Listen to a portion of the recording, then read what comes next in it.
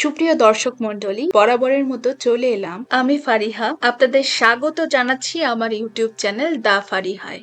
আজকের রান্নায় আছে এক অসাধারণ ও ভীষণই সুস্বাদু একটা মাছের পদ, সর্ষে রুই। আজকের এই স্পেশাল রান্নাটা করার জন্য যা যা লাগবে তা আমি প্রথমেই দেখিয়ে দিচ্ছি। আমি এখানে রুই মাছ নিয়েছি 6 পিস, 4টে মাঝারি সাইজের পেঁয়াজ বেটে নিয়েছি এবং 2 টেবিল চামচ সর্ষে বাটা পানিতে গুলিয়ে ছেঁকে নিয়েছি। এরপর নিয়েছি সর্ষের তেল, টমেটো পিউরে, সাথে আছে জিরা বাটা এবং আদা রসুন বাটা।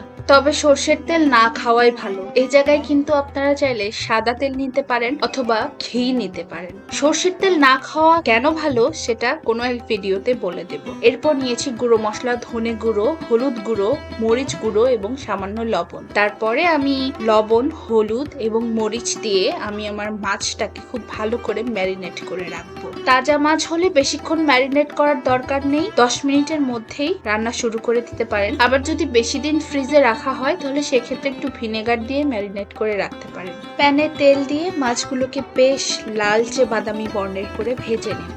সর্ষে খাওয়া ভালো, কিন্তু সর্ষের তেল খাওয়া মোটেও ভালো নয়। উন্নত বিশ্বের বিভিন্ন দেশে কিন্তু সর্ষের তেলটাকে খাওয়াই নয়, বাহ্যিক ব্যবহার করা হয়। কেন সর্ষের তেল খেতে নেই এই বিষয়টা নিয়ে পরে আমি কখনো কোনো একটা ভিডিওতে বলবো।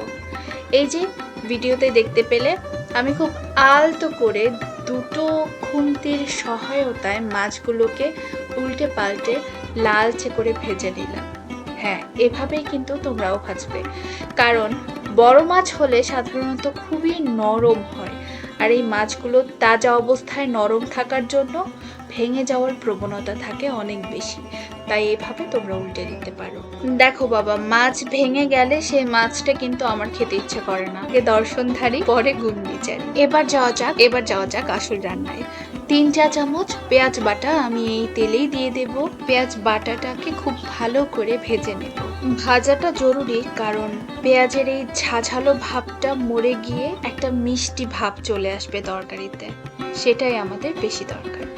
আচ্ছা, এরপরে আমি কিন্তু দিয়ে দেব 2 চা চামচ আদা এবং রসুন বাটা।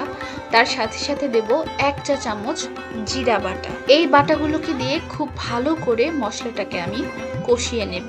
জিরা এমন একটা মশলা যেটাকে যত ভালোভাবে কষাবে সেটার ফ্লেভার আরো এনহ্যান্স হবে। এবার টমেটো পিউরিটা দিচ্ছি। আমি আমার টমেটো পিউরির কনসিস্টেন্সিটা তোমাদের একটু দেখিয়ে দিলাম। না তো খুব বেশি পানি, না তো খুব বেশি গাঢ়। টমেটো পিউরি দেওয়ার পরে খুব ভালো করে কষিয়ে নেব। পারফেক্ট টমেটো পিউরি বানাতে হলে কিন্তু পানি এক গাদা দেওয়া যাবে না। টমেটো গুলোকে সিডলেস করে এবং স্কিনলেস করে তারপরে পিউরি করতে হবে। এরপর দেব 1 চা চামচ হলুদ গুঁড়া। আমি ঝালটা কম খাই, তাই 2 চা চামচ মরিচের গুঁড়া, 1 চা চামচ ধনে গুঁড়া এবং 1 চা চামচ লবণ। এবারে এই পুরো মশলাটাকে খুব ভালো করে কষিয়ে যাতে পুড়ে না যায় সেজন্য সামান্য করে পানি দিয়ে দেব। শুকনো মশলা কিন্তু পুড়ে যাওয়ার প্রবণতা অনেক বেশি। পুড়ে গেলে কিন্তু কারিটা একদম তেতো লাগবে খেতে, ভাল লাগবে না খেতে। আর যদি অনেক বেশি পানি দিয়ে দাও তাহলে সেক্ষেত্রেও কারিটা খুব ভালো করে রান্না হবে না। দেখো, আমার এই যাত্রায় কিন্তু মশলা কষানো শেষ। ওই যে তোমাদের শুরুর দিকে বলেছিলাম 2 টেবিল চামচ সর্ষে বাটা নিয়ে সেটাতে অল্প একটু গরম পানিতে গুলিয়ে আমি ছেঁকে নিয়েছি। কনসিস্টেন্সিটা তো দেখতেই পেলে। এরকম ভাবেই সম্পূর্ণ সর্ষের ঘোলটা দিয়ে দেব এবং খুব ভালো করে কষিয়ে নেব। এরপরে 2 কাপ পানি দিয়ে আমি অপেক্ষা করব খুব ভালো একটা বলক আসার। আমি একটু মাখা ঝোল করব যাতে ভাতে মেখে খেতে সমস্যা না হয়, কারণ আমি সেহরিতে কখনোই ডাল নিজেও খাই না, কাউকে খেতেও দেই না, কারণ ডাল খেলে পিপাসা বাড়ে। রোজার ভেতরে সেহরিতে আপনারা ডালটাকে অ্যাভয়েড করার চেষ্টা করবেন। তো এই তো ছোট একটা টিপসও দিয়ে দিলাম। ঝোলে ভালো মতো বলক চলে এসে মাছের তেলগুলো আমি এতে দিয়ে দিলাম। আমি কখনোই মাছের তেল ফেলি না। মাছের তেলে ভীষণ ভালো ওমেগা 3 ফ্যাটি অ্যাসিড আছে, যেটা কিনা আমাদের শরীরের জন্য খুবই ভালো। অন্যান্য ফ্যাট খাওয়া ভালো না হলেও মাছের ফ্যাট খাওয়া কিন্তু খুবই ভালো।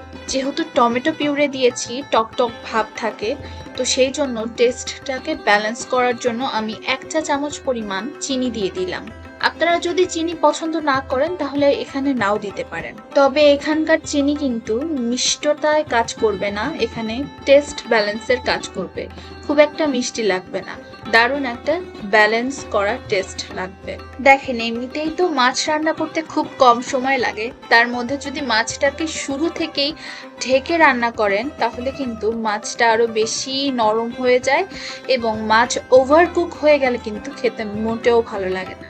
তাই আমি এভাবে শুরু থেকে কিন্তু মোটেও ঢেকে রান্না করিনি। আপনারা যা দেখতে পেলেন আমার মাছ রান্নার একদম ফাইনাল আউটপুট চলে এসেছে। আশা করি এই রেসিপিটি আপনাদের ভালো লেগেছে। যদি পছন্দ হয়ে থাকে তবে অবশ্যই ভিডিওতে একটা লাইক এবং আরো নতুন নতুন রেসিপির জন্য আমার চ্যানেলটি সাবস্ক্রাইব করে বেল বাটনটি বাজিয়ে রাখুন। আজকের মতন এতটুকুই। দা ফারিহার সাথেই থাকবেন। আল্লাহ হাফেজ।